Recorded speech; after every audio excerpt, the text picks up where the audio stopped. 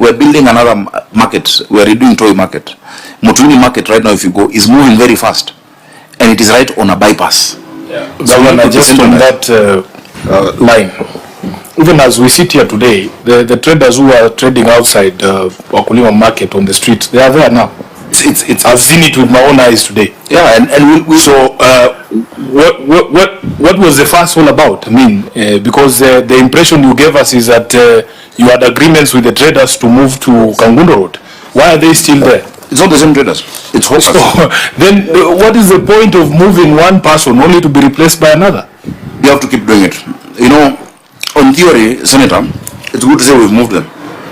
Every single day is an enforcement day. Every single day. So I work. It must work. It is not my work. It must. But it's not working yet. It's not working yet. It is working to a great extent, and I will show you. So maybe look at the level of honorable senators. How many have you relocated from Wakulima Market to Kangundo? So that, as you say, the people who are selling outside are hawkers. They are hawkers. How many have you relocated? And it's good you know the chair of Toy and the Wakulima Market, Tony. I think it would be beneficial for the actual committee to look into those details. Which actual committee? Your committee on trade, don't you?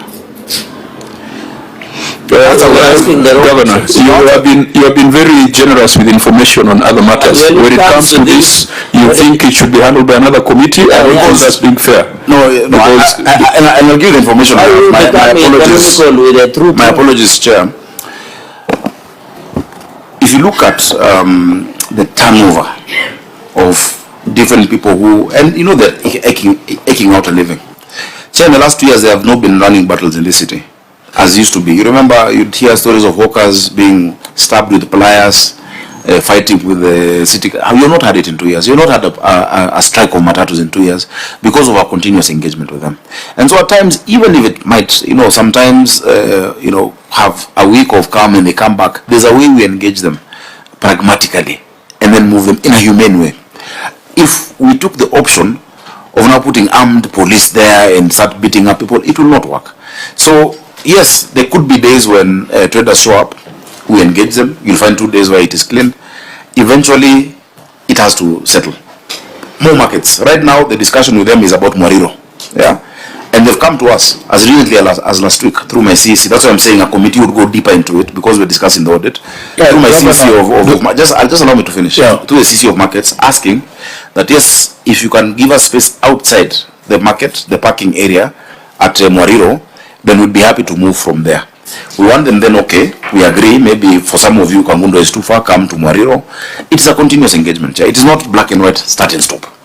Theoretically it is, but practically when you're actually in there, it doesn't work that way.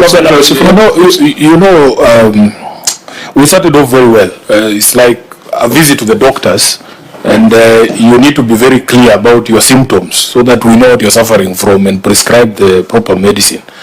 But now if you start to confuse us on the actual state of affairs in some of these areas, we don't know how to help. Are you sure that none of the people who was relocated from Wakulima is back there? You are saying those are new people. I can say that very confidently. Yeah. Because you see even the vehicles have registration numbers. It's not the vehicles. The overriding, and I even supported you on that. We don't want what happened in Londiani to happen at Wakulima. They're on the road even if we left this room and went there with you now. But you cannot say they are new people. I know some of those traders. Then convince them to go. If you know, they help us. Let's work together. On the day I sit there, Governor, I will have the persuasive powers to move them. But you cannot ascribe you cannot ascribe work that has been assigned to you constitutionally to your senator. Let me bring this session to a close so that we move to the next one. Yeah. But it is our view that just by looking at financial statements is not sufficient oversight over Nairobi. Yes. And just as the way we are saying, we need to have different arrangements for cities in everything. You know, we cannot take the approach I take for oversight of Homa Bay cannot be the same approach I take for Nairobi. And so that's why all these comments coming from senators, they are extremely valid and they are within the mandate of this committee.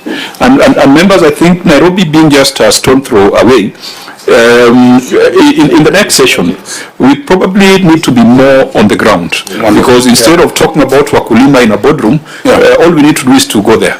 Instead of talking about the rivers, all we need is to go there. Chair, I have a personal frustration in this committee where I feel that Nairobi doesn't appear as often as other governors. I've seen some governors here more than enough times.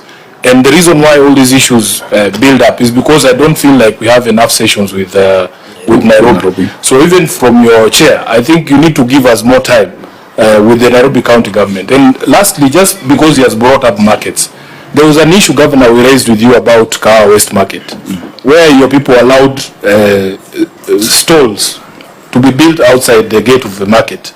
And you had given us an assurance that those stalls will be removed. Have those stalls been removed? No. And they won't be removed, Senator. What we found when we looked into it, there had been extensive public participation with the people of the market, and there's new construction going on.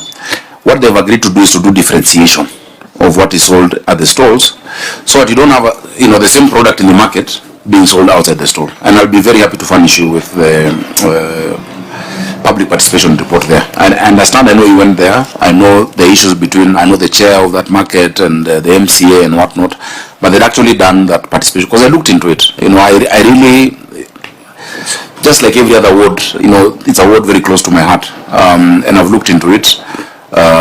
Pragmatically, we don't have enough trading spaces for all our people, even with the new construction which is going on right now. If you go to see, that even won't be enough. So long as there's differentiation, because you don't people selling outside the market what is inside the market. No one will go inside the market, and so you'll kill your own market where you're putting money to. So work with me to make sure that we do that differentiation properly. So I'll be happy to see the report. If you are telling me that the traders inside agreed to that, I'll be happy to see that report. Okay. Well, we'll share that. Yeah, I think Nairobi is a complex organization. You are thinking about hawkers, you're thinking about markets, you're thinking about green bonds, you're thinking about BRT, no matter water. So you went for the job, you left us here in Parliament. We will put you under pressure to perform. I work best like that. And Chair, I think the Senator of Nairobi is correct, and yourself. A lot of the things, you've asked which of these projects will you do, which ones can you do. When you go together to a house in Ngando that has never received water, and you open the tap, that is audit. If we go together to Kiumbuini in Westlands and talk to a child who's never been to school every day of the week because of hunger, and now they're eating every day. We're feeding 316,000 children daily at 5 shillings. That is audit. It look better than the documents. If we go out there to see what this revenue we're raising and that we've increased is doing on the ground. So I'm very happy and open to that. When you go to Pumwani and see the first ICU there, Mama Lucy, see the NICU at Mbagathi, see what is happening in Mutwini, where for the first time, people are being referred from private facilities to a public facility because of the machinery. And one of the questions actually Senator Sifuna, when visited us with the health committee, said there's no X-ray. And I put that CEO to task because what he had been telling you could possibly was not reflective. Today, go there. It is amazing. So oversight builds institutions. And I am a believer in oversight. I've been a senator longer than I've been a governor. So Chair, I'm very open to that. I think finally, on the questions that had been that's a final response. Then we go to the report. Finally, on the questions that have been asked,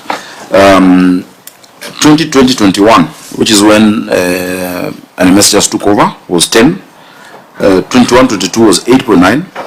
Then when we came, 10.5 billion, which was the second highest in the history of devolution in Nairobi, because the other higher one was 2015-16 when we did regularization. Was 10.5, and the last one is 12.8 billion, which in the last few days we were targeting 13.